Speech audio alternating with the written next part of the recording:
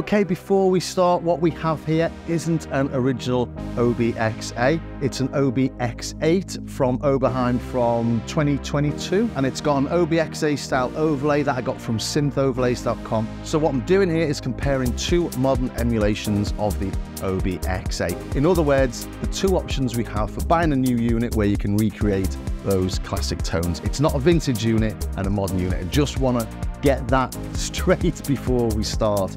But the OBX8 is generally considered to be a very, very close recreation of the original. The UBXa has yet to be seen, but it was developed with a lot of beta testers, and each of those had their own machines with their own rates of degradation and their own calibration, I suppose, so all slightly different. So what they've done is create what you'd suppose you'd call a best fit from a number of units, and I can't really argue with that. I've made this demo of two Korg Poly 6s a couple of years ago. They both sound like Poly 6s because they are both Poly 6s, but they definitely don't sound identical. So I think a best fit approach is perfectly reasonable, a good way of doing it. Now, I've not gone into too much on the functionality of the two machines. I did record a whole section of the different things that the different synths can do. It just got a bit tedious, so I've edited it out because you're here for the sounds after all, aren't you? The standout differences are, though, the Behringer has got 16 voices, it's got a Poly Aftertouch keyboard and NPE compatibility. Plus there's an onboard sequencer, it's saved per patch, and an 8-slot mod matrix. And all that comes in at around £1,000. The Oberheim also includes the OB-X and has added extra SEM high pass, band pass and notch filter modes. It's got cross mod, and you can save the vintage panel performance settings per patch. Plus it's got metal shafts on the pots and the OLED screen. So overall it feels like a higher quality build. It feels like a more expensive synth. And that's because it is a more expensive synth, because all that comes in at a price of around £4,000, which is 4 times the price of the Behringer. Here it is for $5,000 in perfect circuit, or you can save space and $1,500 if you get the desktop version. And if you are thinking of picking either of these up, please do click the affiliate links in the description. Costs you the same price, but I get a little tip, and it's very much appreciated.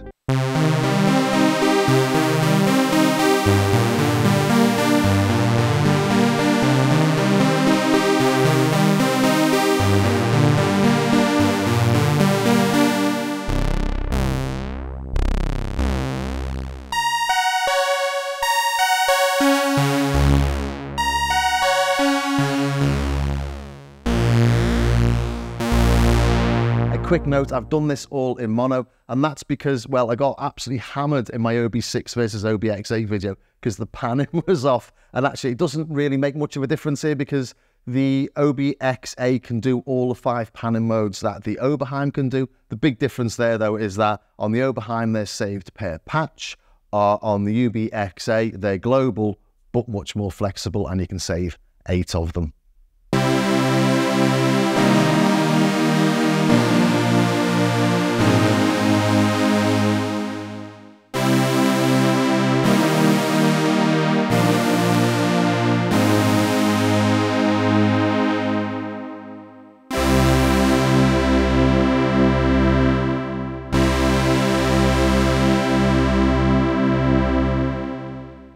I think I've got them pretty close. It's a 2 oscillator patch, got 2 sawtooths, slightly detuned.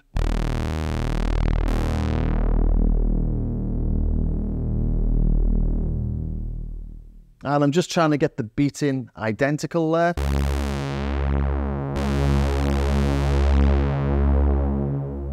One thing that people have mentioned is that they don't think it sounds as weighty or as bassy as the OBXa, which is why I've got the frequency analysis up. If we take a look at this, can't hear anything lacking in the bass there. I think that's really nice. The only thing you do notice there, and if you look at the frequency analysis, you can see there's a bit of a roll-off on the top end. And that becomes more pronounced as we go higher up. It's a lot more pronounced there. And listening to it,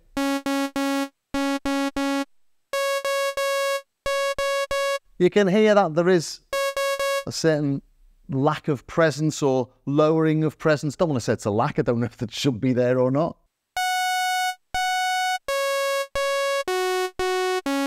But I think that's why people have described the X8 as being more open sounding, perhaps.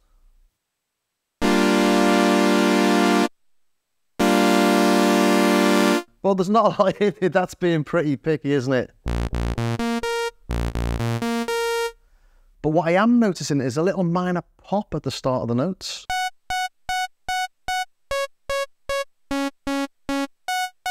That doesn't exist on the Oberheim. And I've only noticed this while I've been messing around with them, listening for differences. I noticed it when playing chords. Put this into chord mode.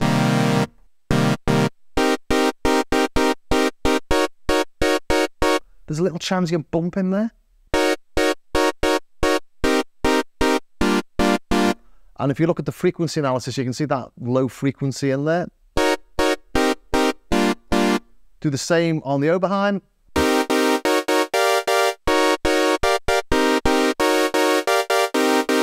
There's a definite little thud, isn't there?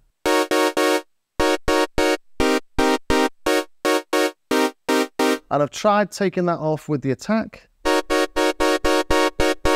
but you lose the attack.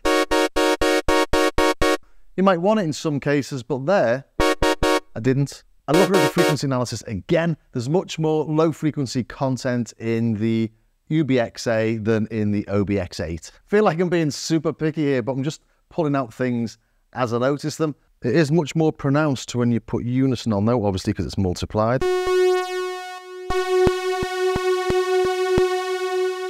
And I think that's where I first noticed it as well, when I was trying to create a big unison patch.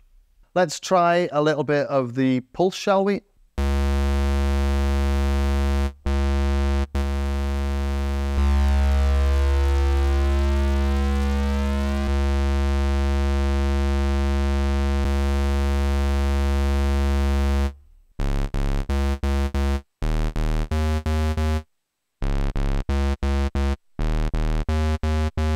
Really close. Slight difference in tone. One of them I think is just a little bit more square than the other.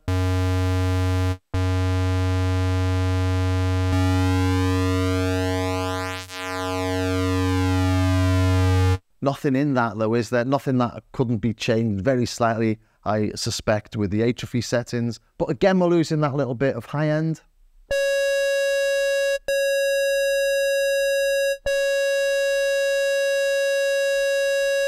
And in fact, those even frequencies are changing more per voice than they are per synth.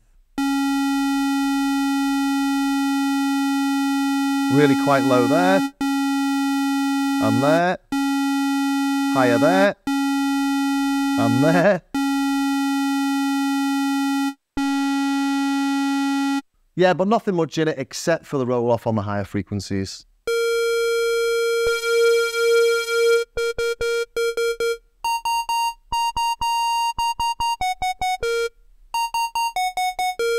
Just for completeness, let's have a listen to the triangle.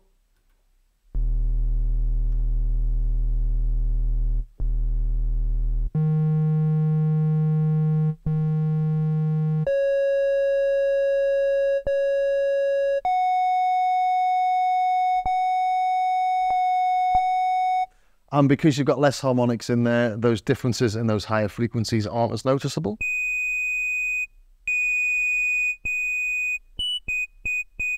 But the thud's more noticeable. Hate to be going on about that, but it's just a little odd thing. And I have to say, that's not the first time I recorded that section on the oscillators. First time I did it, I had it on the wrong filter type. So we're definitely on the XA 12 dB on both of them. They've both got 4-pole mode and 2-pole mode. So it's on 2-pole at the minute, 4-pole, and they both work in the same way, as in you can't get the full range of the frequencies without turning the modulation up if I turn the modulation down. So it's a combination of the filter frequency, the modulation amount, and the sustain. But without the sustain and the modulation up, you don't get the highest frequencies. Okay, let's turn the resonance up. Both of them do the same thing, by the way. Whoa. Now that's quite a lot of resonance compared to the OBX, but not to worry, we can go into the atrophy settings and turn that down. Shift and voice, atrophy settings okay. And we come down to the 12, so the 2-pole VCA. It goes round and round, so you get back to 0, it goes back to 40, so you can be twisting that forever if you're not paying attention. Let's go to the 2-pole resonance CV cap, and we'll turn this down, so click.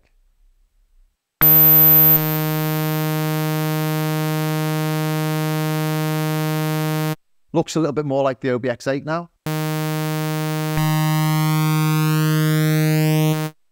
And then as we drop the frequency,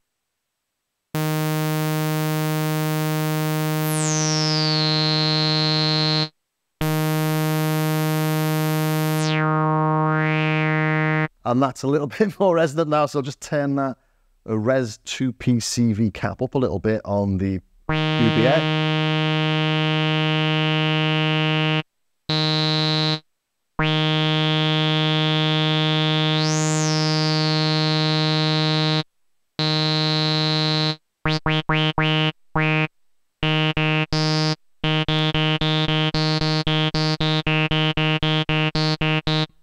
And I don't know if that's the atrophy settings or not. Just check this is on 0 vintage. I'll just check what we've got on these settings. If we go in here, so come back. Atrophy settings. Filter drift. Let's have that on 0. Pair octave error. Let's turn that down as well to 0. FVPO drift as well. There we go, much closer. So matching the UBXa with my OBX8 at least, I put the FVPO drift to 0, I put the FVPO error to 0, I put the filter drift to 0, and I've reduced the resonance cap of the 2-pole filter down to 95.7%.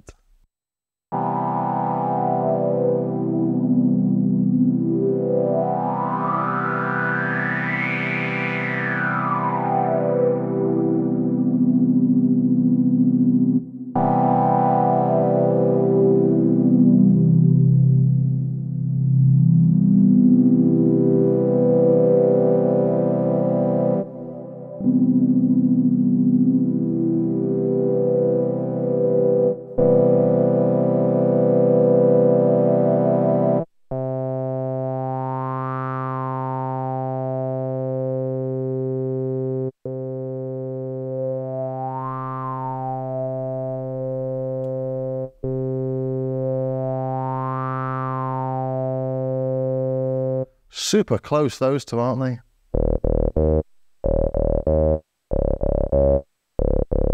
Maybe turn up this resonance a tiny bit more.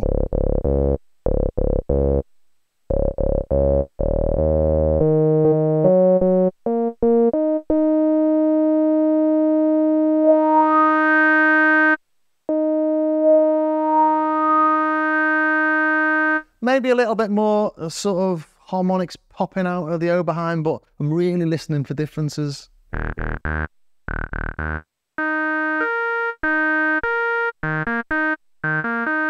The only major difference I've noticed, obviously forgetting the atrophy settings and the things that you can set in that, is the maximum filter frequency. So if we go back onto the Oberheim,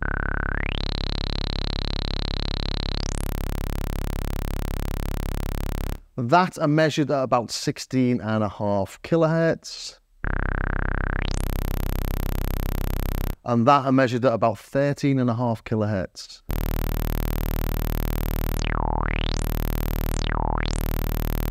And no matter what I do,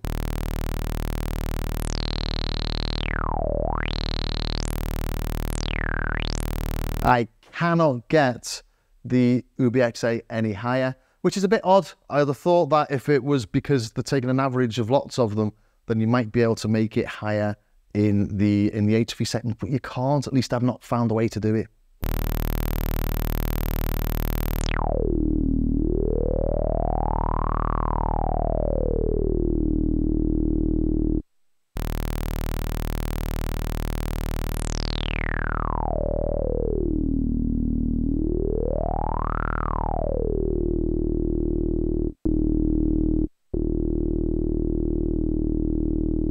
Apart from that though, very close. So we take a quick look at the 4-pole as well.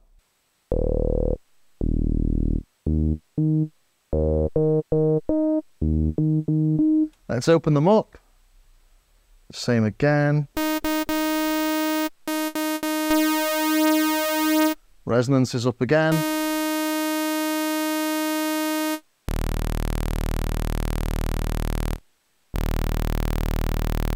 So in the case of the 4-pole filter, the UBXa is higher than the OBX8. It's got a higher peak again, so we could go into the HFE settings and change that. Come back out of there, go into the 4-pole cap, okay. Bring it down a bit. It looks a bit more like the OBX8 now, but we do lose those mid frequencies or the high mids.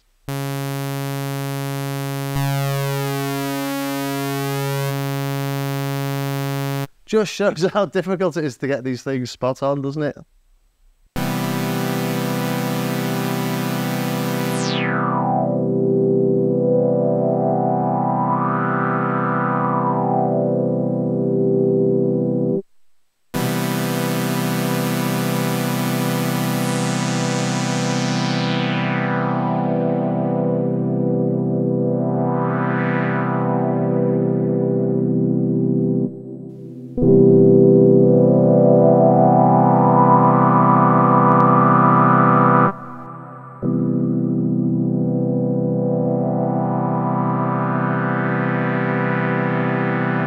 So for me, to get them slightly closer, I've knocked the 4-pole CV cap down to about 49. Let's drop that a little bit more. Bit more, down to 45, 44%. So they are slightly different, but well, on the graphs they are, but they sound pretty close, don't they? Oh, we're getting the clicks on this one now.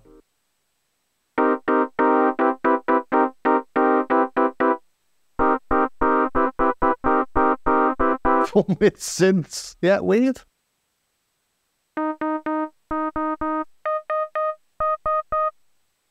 Next thing I was going to look at was the envelopes, and not because anything's jumping out at me, but I just did a test because you can do a test. On the top we've got the Oberheim, on the bottom we've got the Behringer, and you can see they're slightly different. We've got a much more pronounced change from the attack to decay phase on the Oberheim. It's a bit smoother on the Behringer, and the decay phase can go a lot longer on the Oberheim. So let's take a listen to some of the sounds that I've created. I've done a few. I've spent a while getting them as close as I possibly can, and there are differences, and that's because the different machines. Let's try this one actually. This one's called Dive Bomb. It's a preset on the OBX8, and I really like it.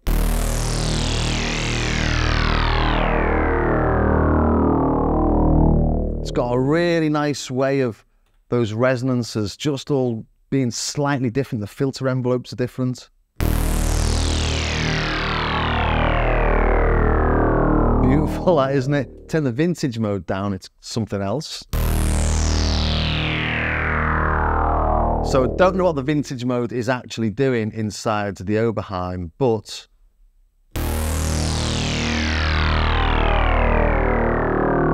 it does sound like it's drifting the envelopes and it's drifting the filter cutoff maybe for each of the voices.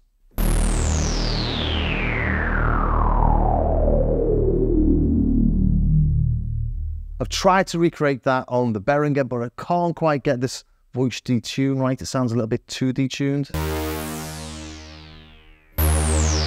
Maybe not. Let's just turn the detune down a little bit more.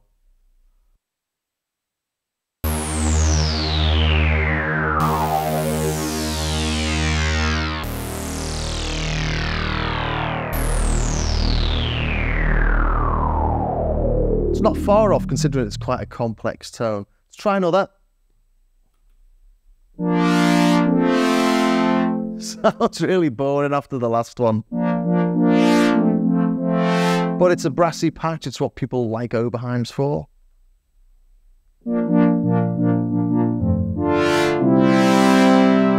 Not my favourite sort of tone at all, but I did try and create it here.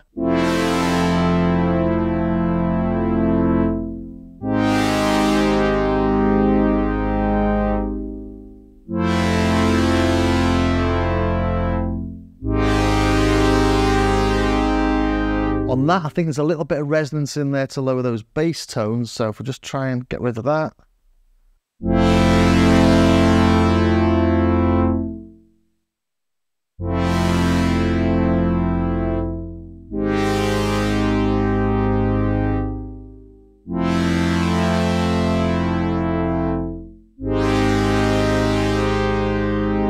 I could get the envelopes maybe a little bit better, but the tone's there, isn't it?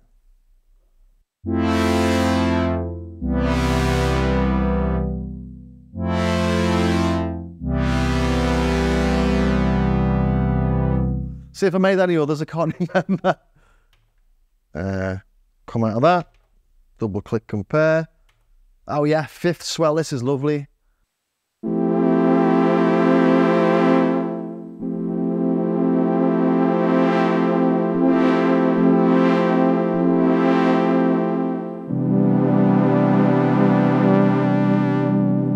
And I've just had to stop the recording because remember that tone relies a lot on the performance settings, which aren't saved per patch on the UBXa. So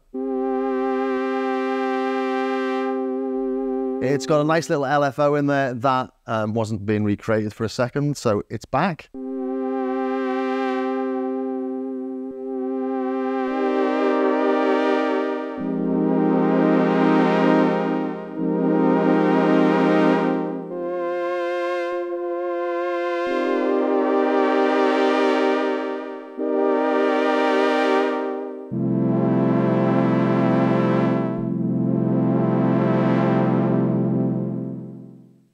It's a beautiful sounding patch and might not have got them spot on, but I think they both got the same character.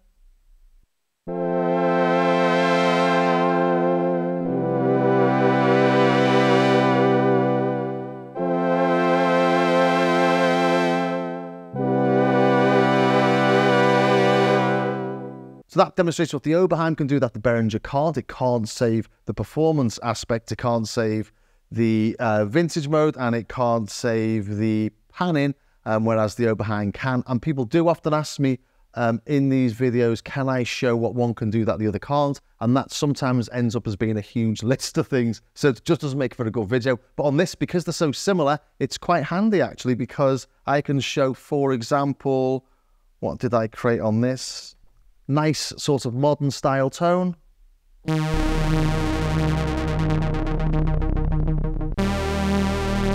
Got to turn the performance modes off.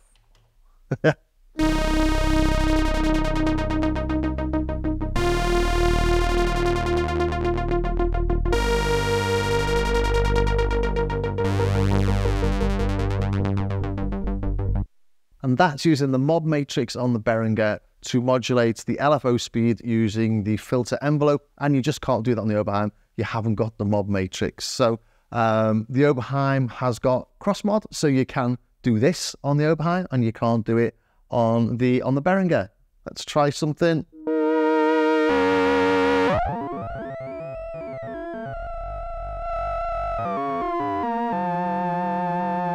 Can't do anything like that, so let's put a bit of filter envelope on there as well as cross mod.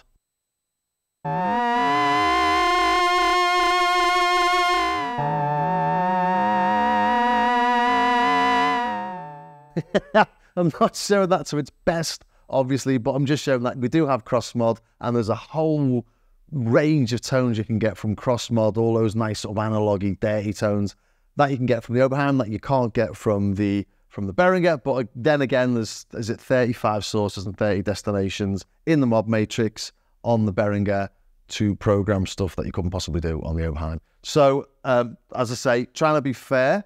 Okay, I think I've just about done everything there. I haven't shown too many sound on sound comparisons, and that's because the sound comparisons had set up, I forgot about the HFE settings and the performance mode. So a couple of ones that you've heard there, you know, I had to redo the performance mode and I had to redo the HFE settings, and it was just taking far too long. I should have had my head screwed on when I did it, when I prepped for it really. But over 3 hours worth of recording and tweaking and doing stuff was reduced down to about half an hour. So, but I think I've got a 4-pole filter in there. We've got shorter sounds, we've got complex sounds, we've got basic sounds, classic sounds. So hopefully it gives you a good overall impression of the differences in these two units. As I said in the intro, not a vintage versus modern, but modern versus modern. And the main difference in the sound quality to me is there's a little bit more presence in the Oberheim, in the OB-X8. It might be something that you can pull out with an EQ, or it might annoy you. It might be more accurate on the UBXa. I don't know. I've not got an original. So I hope you enjoyed that. I hope you found it useful. And if you did, please think about subscribing, ring that bell, join me over on Patreon. I've got patches, I've got samples, I've got exclusive tutorials, or check out my Starsky Car website where I've got patches and samples that you can buy. There's free stuff on there as well. But it's really nice if you pick something up, even if just one of the cheaper sample packs, because it does all help to support the channel. It helps me to stay unbiased and buy the stuff. So yeah, do check those out. And thank you very much for staying to the very end, and I will see you next time.